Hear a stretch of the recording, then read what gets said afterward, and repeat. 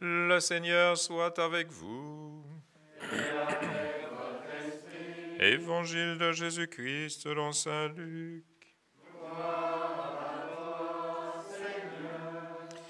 Il arriva que Jésus en un certain lieu était en prière.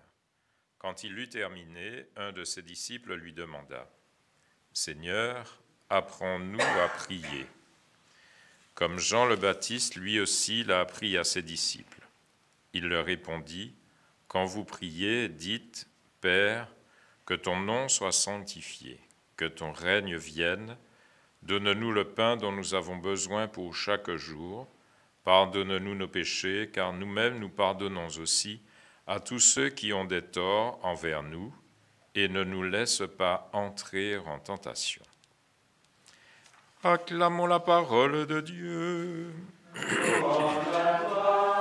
Seigneur Jésus.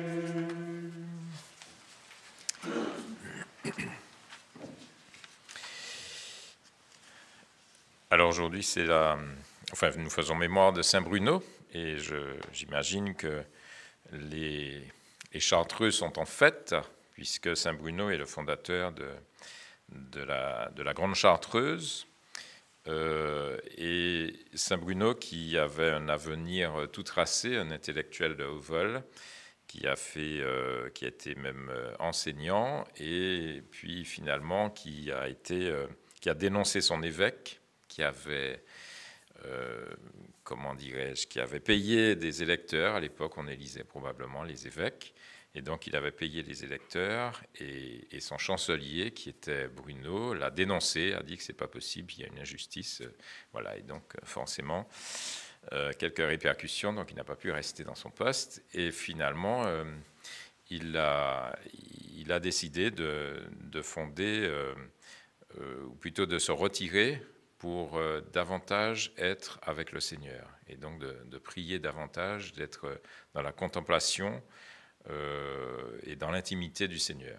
Et puis, voilà, d'expérience en expérience, il est arrivé à la Grande Chartreuse, qui lui a été confiée avec quelques amis. Et la Grande Chartreuse, vous savez que il y a des règles assez rigoureuses, puisqu'ils vivent de manière isolée, ou plutôt de manière individuelle. Ils ont une liturgie commune, et ils ont aussi la partie de travail, donc voilà, la partie physique où ils produisent quelque chose. Et donc, finalement, ils vivent dans cette intimité avec le Seigneur, et cette contemplation continuelle de Dieu,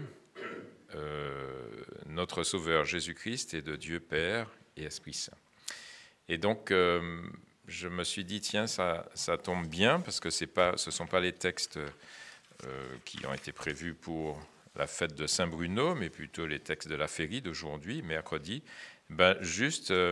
On a cette prière de Jésus qui arrive en un certain lieu, lui-même il prie, et puis ses disciples lui demandent, apprends-nous aussi à prier. Parce que Jésus se retire pour prier, pour être en contemplation, pour être en intimité, en communion avec son Père.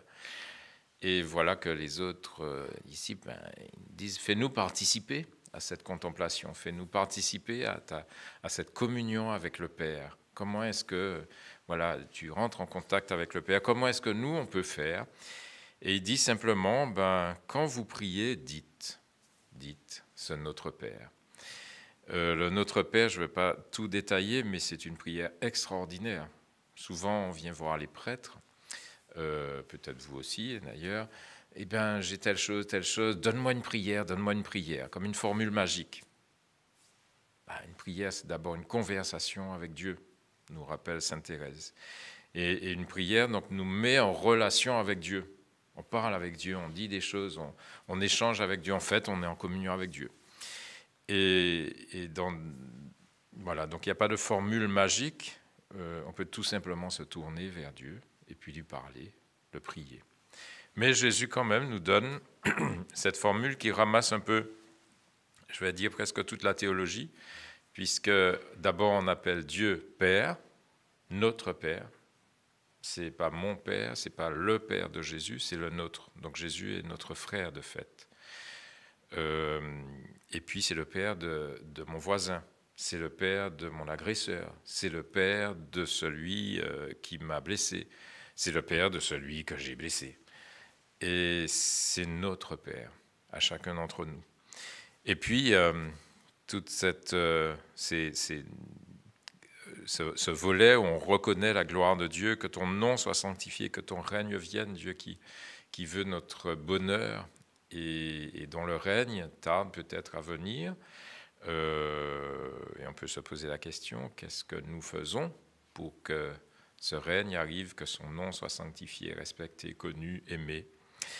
Et puis alors, toutes ces demandes, donne-nous le pain dont nous avons besoin chaque jour. Bien sûr, on pense au pain de froment, on pense à l'aliment, mais il y a aussi l'aliment spirituel, donne-nous la parole à méditer, donne-nous les sacrements à recevoir, donne-nous la fraternité à vivre, et puis donne-nous en fait de participer à ton projet. Le pain dont nous avons besoin pour participer à ton projet. Révèle-nous ton projet. Pardonne-nous, et là il y a toute cette dimension de vie, j'ai envie de dire, de vie fraternelle avec Jésus lui-même, mais avec les autres. Pardonne-nous. Pardonne-nous comme nous pardonnons aussi. Autrement dit, réconcilions-nous. Réconcilie-nous avec nous-mêmes, avec les autres et avec Dieu. Voilà. Eh bien, si nous disons ce Notre Père profondément, eh bien, nous rentrons dans cette communion avec Dieu. Prière toute simple, c'est la seule que Jésus nous a laissée.